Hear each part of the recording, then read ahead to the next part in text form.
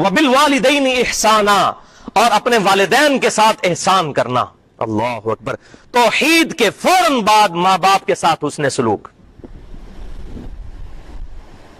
اما یبلغن عندک الکبر احدہما او کلاہما، اگر وہ تمہارے پاس بڑھاپے کی حالت میں پہنچ جائیں، وہ دونوں یا دونوں میں سے ایک، فلا تقل لہما اف ولا تنہرہما، تو ان کو اف تک بھی مت کہنا اور ان کو مت جھڑکنا۔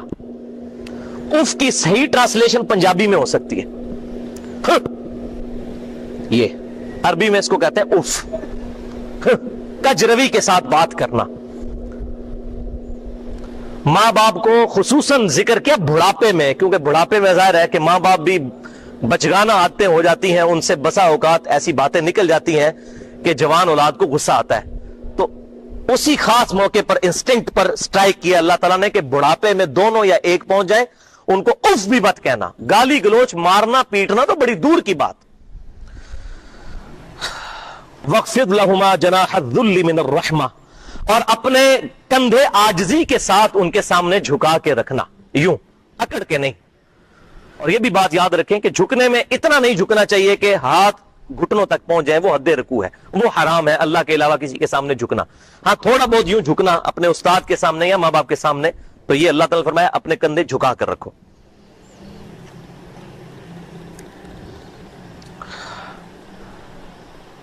ان کو اف تک مت کہنا، ولا تنہرہما، اور مت ان کو جھڑکنا، وقل لہما قولا کریما، اور ان کے ساتھ بڑی نرمی کے ساتھ بات کرنا۔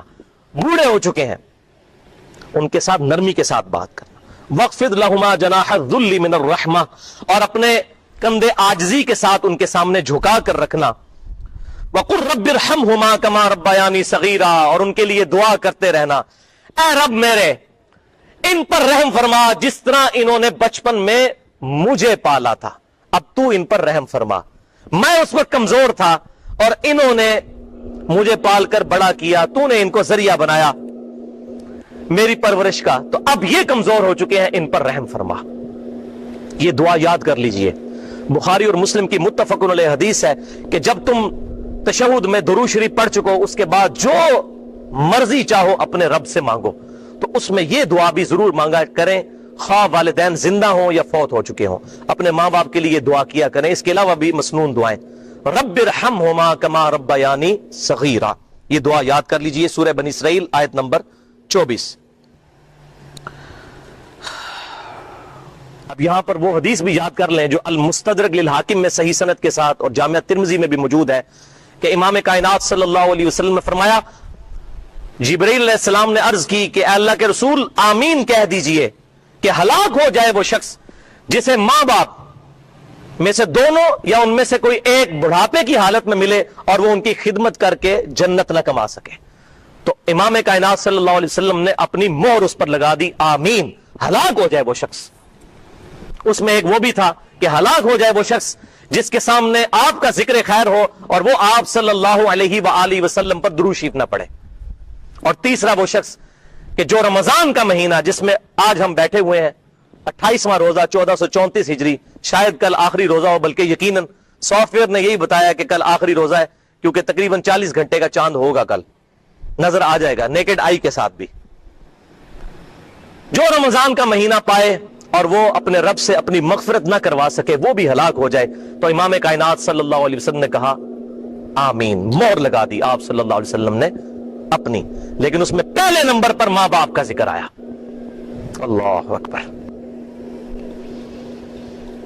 ربکم اعلم بما نفوسکم، تمہارا رب خوب جانتا ہے جو کچھ تمہارے جی میں ہے۔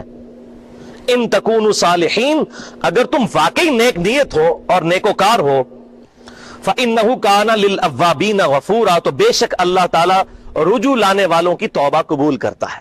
کیا مطلب کہ بعض اوقات انسان کوئی ایسے موڈ میں ہوتا ہے کہ بدتمیزی کی نیت نہیں ہوتی، لیکن ماں باپ کے لیے کوئی تلخ جملہ نکل جاتا ہے، تو اللہ تعالیٰ نے فرمایا اگر یہ تمہاری عادت نہیں ہے تم نیکوکار، لیکن کبھی کبھار ایسا ہو جائے، فوراً اللہ کی طرف رجوع لاؤ تو اللہ تعالیٰ تمہاری توبہ قبول کرے گا۔ لیکن شرط کیا لگائی؟